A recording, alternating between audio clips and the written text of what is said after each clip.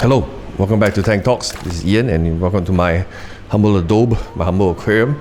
So I just figured it'd be fun to show you guys the kind of madness that is my house and how it is to live alone with adult money irresponsibly. So once we come in, the waterfall tank is right here. It's a nice peninsula, and then that's kind of where I do my work. And so the reason was I wanted to spin around and have a tank to look at. Therefore, the display refugium. This is the QT setup.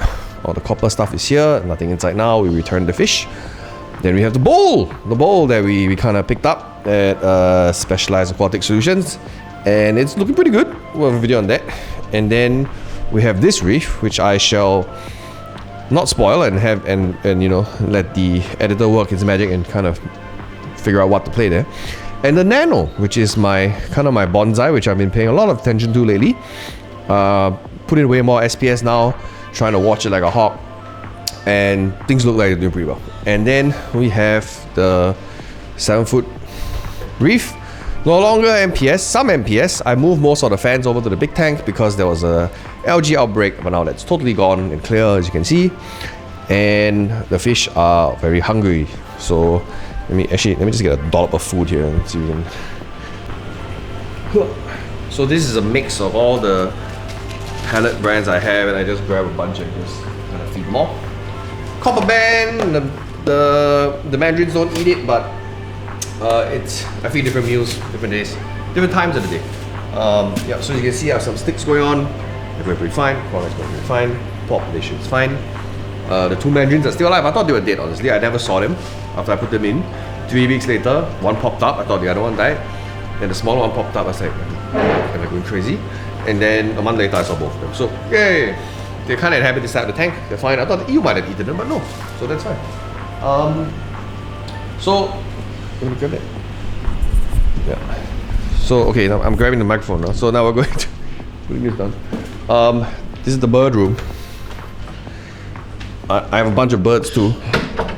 And but I'm here to show you the QT tank that we have behind. And you can hear the birds are going off, so put subtitles if we need to. But there's the QT tank right there. The bungais are going to a new home, and the rest will probably go into the fish bowl. But yeah, so this is where I keep another quarantine situation when it is not an emergency like before. And the birds also have their own room. They are let out to rampage once in a while. And there's nothing in my room yet. We shall see whether that remains that way. So yeah, so some of you remember I have some chillers on some tanks and some not in the bowl, but it still works. So does it work without a chiller? I said you could probably get away with it. The room temperature in Singapore, it probably gets about 27, 28.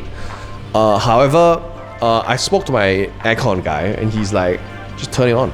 And turn it on, set it on a timer, on certain hours, off certain hours, and alternate, and I'll probably save on the electricity. And it was true, because this month, the electricity bill was $200 less. So for Singaporeans, for context, in January, I paid $800 for utilities. I have a loan, by the way, which is insane in an apartment. But this month was $600. So hopefully I can optimize it further. And the more tanks I have, the more effort value, the more value I abstract from that cost, cooling all the tanks down. For example, this mini tank, 24 degrees, 25 degrees all day round without a chiller. So that's why I'm thinking of doing SPS. And it's a pretty good fail-safe because there are 2 air conditionings on, so I won't have to worry about any of that temperature malfunctions. So yeah, I don't know how many more tanks there are eventually going to be here, but this is the current state of things. And enjoy the B-roll footage. Like, comment, subscribe, and take care.